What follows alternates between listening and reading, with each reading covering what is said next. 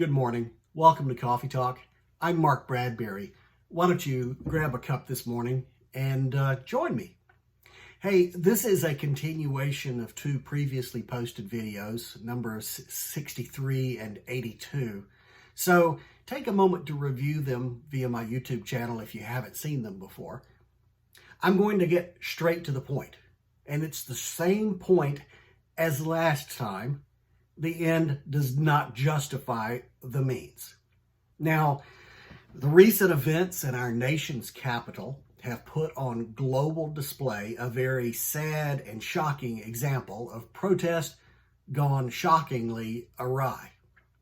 Two wrongs do not make a right, I think we know. Now, in love, I'm going to speak very directly and frankly.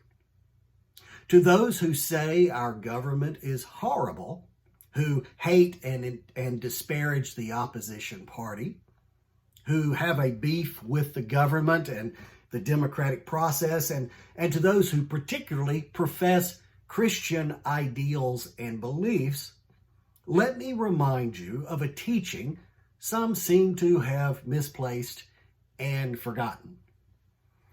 Do you think we have it bad in America? Give me a break. Let's talk about Rome, ancient Rome to be exact. Now, when's the last time that you heard of someone being fed to the lions or being crucified for their beliefs? The ancient Romans were no strangers whatsoever to despotic leadership. But the Apostle Paul wrote to the church in Rome to remind them of a very important and godly instruction, a sound bit of wisdom. Let me share it with you this morning. Let everyone, he said, let everyone be subject to the governing authorities, for there is no authority except that which God has established. The authorities that exist have been established by God. Consequently, whoever rebels against the authority is rebelling against what God has established and has instituted, and those who do so bring judgment on themselves. Paul continued, "For rulers hold no terror for those who do right, but for those who do wrong."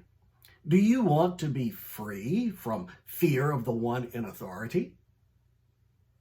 Then do what is right, and you will be commended. For the one in authority is God's servant for your good.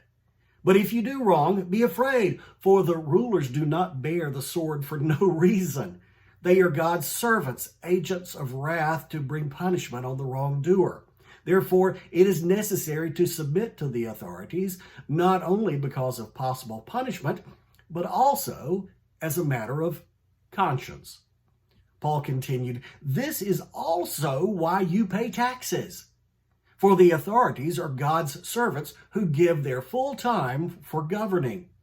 Give to everyone what you owe them. If you owe taxes, pay taxes. If revenue, then revenue. If respect, then respect. If honor, then honor." Now, I don't find anything in this passage that justifies marching on our nation's capital, threatening the lives of our duly elected officials, destroying public property, or taking actions that resulted in the deaths of people who were beloved by their families and who also wore the title of American. Those of you who perpetrated the violence, shame on you. Those of you who went along for the ride and got caught up in it, you're foolish. And to those of you who called from afar for such madness to happen, or who continue to promote conflict and animosity, you have malice in your hearts, and you are hypocritical cowards who do not deserve to be leaders in the land of the free. My friends, stop the violence. Stop the malice. Yes, we should stand tall to protest injustice in all its forms, but there is no cause, I repeat, no cause to perpetuate sin. Demonstrate some integrity and practice the loving, caring, and respectful behavior that you expect others to follow. Love, joy, peace, forbearance, kindness, goodness, faithfulness, gentleness, and self-control. These are the fruits of the Spirit of God.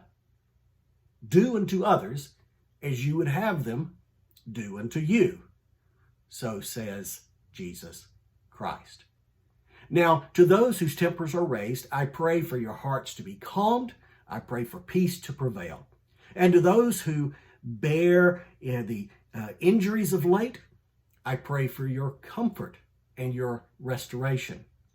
And to all of you who bear the harsh scars of injustice, dissent, and confrontation, regardless of political affiliation, race, gender, social persuasion, religion, or creed, I pray you will forgive.